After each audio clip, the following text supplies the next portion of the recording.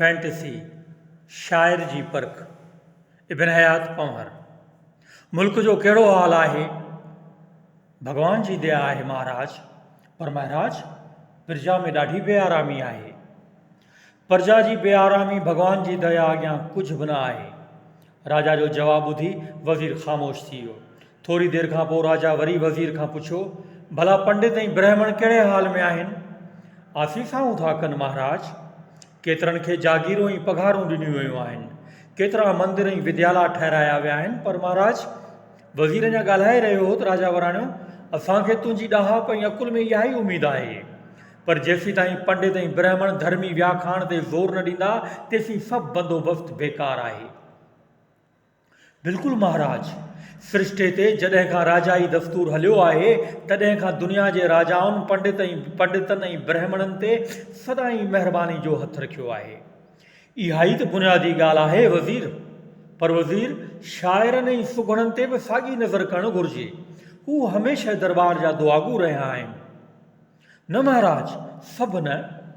वज़ीर, तूं इन ॻाल्हि में भुलियल आहीं। माया हर कंहिंजी ज़ुबान ते मंड हयो आहे। माया बराबरि सभु कुझु करे सघे थी, पर महाराज, हिन सृष्टि ते हर युग में अहिड़ा बि कवि ऐं साहित्यकार मौजूदु रहिया आहिनि जिन ते माया जे जादू पंहिंजो को बि असरु न करे सघी आहे। वज़ीर जो जवाबु ॿुधी राजा टहिक ॾींदे वराणियो, अफ़सोस आहे तुंहिंजे इन सम्झ ते। महाराज, अफ़सोस जी का बि ॻाल्हि न आहे। हक़ीक़त तजुर्बे सां ई परखबी आहे। चङो, ॾिसां त कीअं थो साबित करीं, राजा वराणियो। ॿिए ॾींहुं वज़ीर सॼी रियासत में सरकारी कारिंदनि खे हुकुम ॾियारे मोकिलियो त मुल्क में जेके बि शाइर वग़ैरह मौजूदु आहिनि उन्हनि खे फलाणी तारीख़ कंहिं बि हालत में दरबार में हाज़ुरु कयो वञे। हुकुम पुॼंदे सरकारी कारिंदनि शाइरनि पुठियां ॻोठ ॻोठ में नूस नूस करणु शुरू करे ॾिनी। सॼे मुल्क मां हर हंधा शाइरनि जा टोला मुक़ररु तारीख़ ते दरबार में आणे हाज़ुरु कयाऊं। सॼी दरबार भरिजी वई। किन शाइरनि राजा जे राज़ पे हासिलु करण लाइ पाण खे एतिरो त सिंगारियो ऐं ठाहियो हुयो ॼण त फ़क़ति पंहिंजे लिबास जो ई मुज़ाहिरो करणु आया हुआ। ऐं किन जी त वरी अहिड़ी हालत हुई जो शक थिए जाॻियो त सरकारी कामोरनि हिन मामले में बि ॾे वठि खां कमु वरितो आहे। फाटल कपिड़ा, मायूस चहिरा ऐं उदास निगाहूं। यकीन ई न थे आयो त हीअ बि के शाइर आहिनि। आख़िर जॾहिं ॻणप शुरू थी त कुल 300 शाइर हाज़ुर हुआ। राजा ऐं वज़ीर काफ़ी देरि ताईं शाइरनि खे ॾिसंदा ऐं पाण में ॻाल्हियूं कंदा रहिया। दरबार में उन वक़्तु वॾी सांत लॻी पई हुई। अलबत पोइ कतार वारनि उदास निगाहुनि ऐं मायूस चहिरनि जी पाण में थोरी घणी फुस फुस ॿुधण में आई थिए। ओॾीमहिल वज़ीर चौबदारनि खे हुकुम ॾिनो त हिननि सभिनी शाइरनि खे हथकड़ियूं विझी जेल में खाउन सख़्तु पोरे वारो कमु वरितो वञे। अॼु खां पोइ हिननि जी शाइरी बंदि, जेल में खाउन सख़्तु पोरे वारो कमु वरितो वञे। इन हुकुम जी सरअंजामी खां पोइ जेल तोड़े ॿाहिरि सॼे मुल्क में ढंढोरो ॾियारियो वञे त अॼु खां पोइ असांजी हुकूमत में को बि माण्हू शाइरी न करे। जेकॾहिं असांजे इन हुकुम खां पोइ बि कंहिं माण्हू शाइरी कई त उनखे फाही जे तख़्ते ते टंगायो वेंदो। हिन हुकुम ॿुधंदे केतिरा शाइर ज़ार ज़ार रोई रहिया हुआ ऐं पंहिंजो पाण ते मलामत करे रहिया हुआ। चौबदारनि उन ई वक़्तु सभिनी शाइरनि खे हथकड़ियूं विझी जेल ॾांहुं रवानो कयो। हिन वाक़े जी जॾहिं मुल्क जे माण्हुनि खे ख़बर पई तॾहिं हू हैरत में पइजी विया। चए, असांजे अबे ॾाॾे कोन ॿुधो त कंहिं शाइर खे शहर चवण जे ॾोह में जेल विधो वियो हुजे। अहिड़ो अन्या! चोरनि, धाड़ेलनि ऐं ॿियनि ॾोहारनि खे त जेल में विझिबो आहे, पर शाइर खे जेल में विधो हुजे, सो हाण था ॿुधूं। मुल्क में चोर तरफ़ हिरास छाइजी वियो। माण्हू चवनि त हाणे सरकारी कामोरा इझो था बेगुनाहनि खे फांसी ते लटकाइनि। मतिलबु त उन ॾींहं खां पोइ शाइरी ॼण त मुल्क खां हमेशह लाइ कावड़जी केॾां बरमोह करे हली वई। ॾींहं, हफ़्ता, महीना गुज़रंदा रहिया। आख़िर हिकु ॾींहुं राजा वज़ीर खे घुराए चयो त आउं सुभाणे जेल घुमंदुसि, बंदोबस्तु कयो वञे। ॿिए ॾींहुं सवें माण्हू राजा ऐं वज़ीर जे पुठियां शाइरनि खे ॾिसण लाइ जेल जे दरवाज़े ते पहुता। जेल ते पहुचण बैदि वज़ीर हुकुम ॾिनो त सभिनी शाइरनि जी तलाशी वरिती वञे ऐं वटाउनि जेको बि पनो पेंसिल ऐं मणियो मुंडी हथ अचे सो हाज़ुरु कयो वञे। जेल जे संतरिन हुकुम मिलंदे तलाशी वठणु शुरू कई। राजा वज़ीर जी बेवकूफ़ी ते खिली रहियो हो ऐं ॿिया माण्हू बि इन हैरत में हुआ त हिननि ग़रीब क़ैदी शाइरनि वटि कहिड़ी मिल्कियत हूंदी। तलाशी बैदि संतरिन खे जेको बि मणियो मुंडी पनो पेंसिल हथ आयो सो हाणे वज़ीर जे साम्हूं रखियाऊं। वज़ीर पहिरियां ई कागज़नि जा टुकर ॻणणु शुरू कया। कुल 51 कागज़ हुआ। पोइ हर कागज़ खे पढ़ंदो मज़मून जे लिहाज़ खां अलॻि रखंदो वियो। हींअर हिन जे साम्हूं कागज़नि जूं 3 डिॻियूं हुयूं।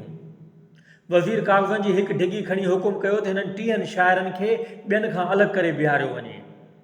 जॾहिं इहे शाइर जुदा बीहारिया विया तॾहिं वज़ीर राजा खे अर्ज़ु कयो त महाराज, हिननि सभिनी 51 शाइरनि असांजे हुकुम जी नाफ़रमानी कई आहे। हिननि सभिनी शेर चयो आहे। इन्हनि मां हिननि 30 शाइरनि जे शेर जो मज़मून ही आहे। राजा, भॻवान तोखे वॾी शक्ति ॾिनी आहे। तोखां को बि ॻुझ लिकल नाहे। असीं ॼाणूं था त ही तकलीफ़ असां लाइ आज़माइश आहे, छाकाणि त तुंहिंजो हुकुम भॻवान जो हुकुम आहे। पोइ वज़ीर ॿियो नंबर कागज़नि जी डिॻी खणी हुकुम ॾिनो त हिननि 17 शाइरनि खे बि अलॻि बीहारियो वञे। पोइ हिननि शाइरनि जे शेर जो मज़मून पढ़ियईं। भॻवान, तुंहिंजी दुनिया में हेॾो अंधेर, हिन पापी राजा असांजी हयाती वह करे छॾी आहे। भॻवान, तूं दया कर, तूं ई पाप खे ॿुंजो ॾींदे। हींअर बाक़ी आख़िरी डिॻी हुई, जंहिंमें 3 ऐं वाधू 1 कागज़ हुआ। वज़ीर हुकुम कयो त हिननि शाइरनि खे जुदा बीहारियो वञे। उन बैदि हिननि शाइरनि जे शेर जो मज़मून पढ़ियईं, जेको हिन रीति हो। राजा, हिन पृथ्वी ते तोखां वधीक महापापी सच जे हथां शिकस्त खाई नास थी विया। तूं हिकु फ़नकार जे जिस्म खे त ख़तमु करे सघीं थो, पर हुनजी हसास दिलि ऐं बेदार ज़मीर तुंहिंजे वस खां ॿाहिरि आहिनि। राजा वॾी हैरत मां उन्हनि शाइरनि ॾांहुं निहारे रहियो हो ऐं मजमूए मां सवें माण्हुनि हिननि शाइरनि खे दिलि ई दिलि में दात थिए ॾिनी। थोरी देरि खां पोइ वज़ीर हुकुम ॾिनो त हिननि अलॻि बीहारियल 51 शाइरनि खां सवाइ ॿियनि सभिनी खे आज़ादु कयो वञे त हू भल पंहिंजनि ॻोठनि में वञी सुखी थियनि ऐं राजा खे दुआऊं कनि। ऐं हिननि 51 शाइर खे राजा जे ख़ासि महिमान खाने में रहायो वञे, जिते खेनि आला क़िस्म जो खाधो ऐं हर तरह जो आराम मुयसरु करे ॾिनो वञे। उन बैदि शाइरनि खे चयाईं त मोज़िज़ शाइरो, हाणे अव्हांखे शेर चवण जी पूरी आज़ादी आहे। जेकी बि ज़हन में अचेव सो भले चओ। अॼु खां अव्हां ते शेर चवण जी का बि बंदिश न आहे। ईअं चई वज़ीर ऐं राजा पंहिंजे महलात ॾांहुं रवाना थिया। ॿिए ॾींहुं वज़ीर राजा वटि हाज़ुर थी अर्ज़ु कयो, महाराज, 300 शाइरनि मां 250 शाइर अहिड़ा हुआ जेके फ़क़ति ज़ाती शोहरत जा बुखिया हुआ।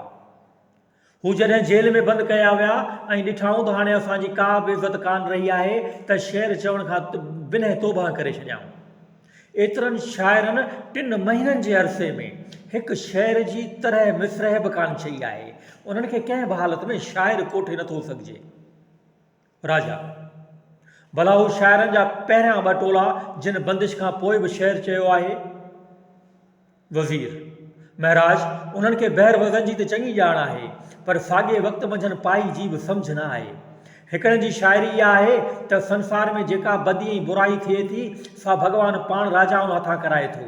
ऐं ॿियनि जी शाइरी जी ही मुराद आहे त सृष्टि ते जेको बि अंधेर ऐं अन्याउ आहे उनखे भॻवानु ई ख़तमु करे सघे थो। माना त जेसीं भॻवानु उनखे ख़तमु नथो करे तेसीं ईअं सम्झणु घुरिजे त भॻवानु नेकी खां बदी खे वधीक ॾिसणु चाहे थो। ही शाइरी इंसान मां बुराई वारो जज़्बो ख़तमु करे छॾे ऐं पोइ नेकी ऐं बदी में को बि फ़र्क़ु नथो रहे। राजा, ऐं हू ॿिया शाइर?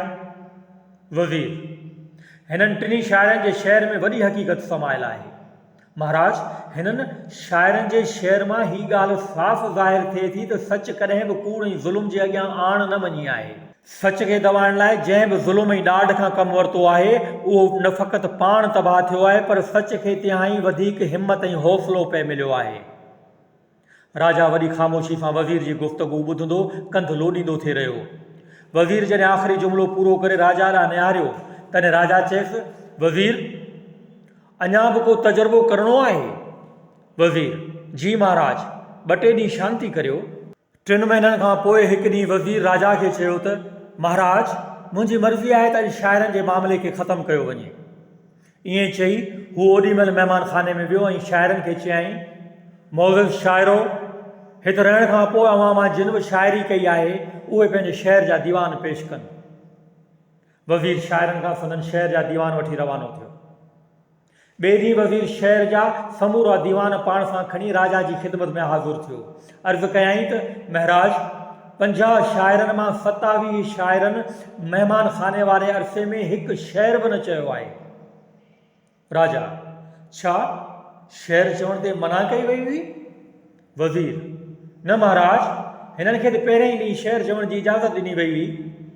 राजा: जेल वारे अरसे में बि त हिननि साॻियनि शाइरनि शेर चया हुआ, पोइ हिते छो ख़ामोश थी विया?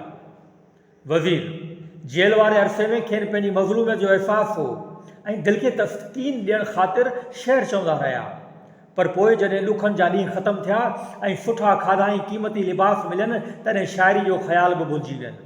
हिननि जी सॼी शाइरी जो तालुक़ु पंहिंजी ज़ात सां ई हो। हिननि जो कंहिंजे दुख दर्द सां को बि वास्तो न हो। हींअर ॾिसंदो न त वॾी लय सां खायो, ओगरायूं ॾियो, सारो ॾींहुं पलंगनि ते लेटिया पिया आहिनि। राजा: ऐं ॿिया शाइर? वज़ीर: 20 शाइरनि जे शेर जो मक़सदु हिन रीत आहे। राजा: हिन पृथ्वी ते तो जहिड़ो इंसाफ़ पसंदि ऐं सुखन शनास ॿियो को मुश्किल ई हुजे।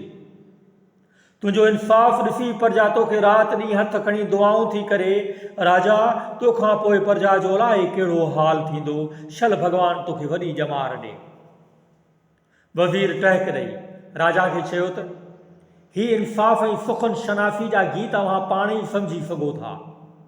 ही शाइरी फ़क़ति पंहिंजे पेट लाइ ऐं सणभे गिरह ऐश आराम लाइ कई वई आहे।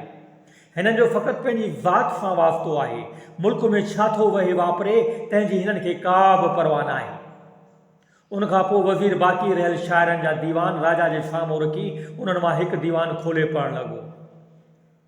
शाइर: ही इनाम सणभा ताम ऐं क़ीमती लिबास तुंहिंजे ज़मीर खे मुर्दा बनाइण लाइ त न आहे न।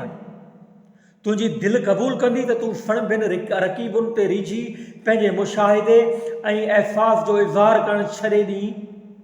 शाइर: ही तुंहिंजो मौत आहे, बदतरीन मौत आहे। वज़ीर अञा ॿियो दीवान खोले पढ़ण ते चाहियो त दरबान जो आवाज़ु ॿुधण में आयो। महाराज, इजाज़त मिले। चौबदार दरबारी आदाब बजा आणे अर्ज़ु कयो त महाराज, शाइर राति खां गुम आहिनि। हिननि जे कमरे में ही लिखियलु काग़ज़ पियो हो। ईअं चई उहो काग़ज़ वज़ीर जे हथ में ॾेई पाण 2 क़दम पोइ ते हटी बीह रहियो। वज़ीर ॾिठो त उन काग़ज़ ते उन्हनि शाइरनि जूं सयूं थियल हुयूं जिन जा हू उन वक़्तु राजा खे शेर ॿुधाए रहियो हो। राजा हिकदमि वज़ीर खां उहो काग़ज़ वठी पढ़णु शुरू कयो, जंहिंमें लिखियलु हो त राजा, ही तुंहिंजूं महिरबानियूं हिकु शाइर जे ज़मीर सां हथ चुरांद ऐं हिन दौर जे तारीख़ी शऊर सां दुश्मनी मिसियल आहिनि। पर जेसीं हिन पृथ्वी ते अंधेर ऐं अन्याय जो राज आहे ऐं जेसीं हिन संसार खे स्वर्ग बणजण जो मौक़ो न मिलियो आहे, तेसीं हर फ़रेब, हर कूड़ खे कूड़ ऐं हर अन्याय खे अन्याय चवंदा ई रहंदासीं।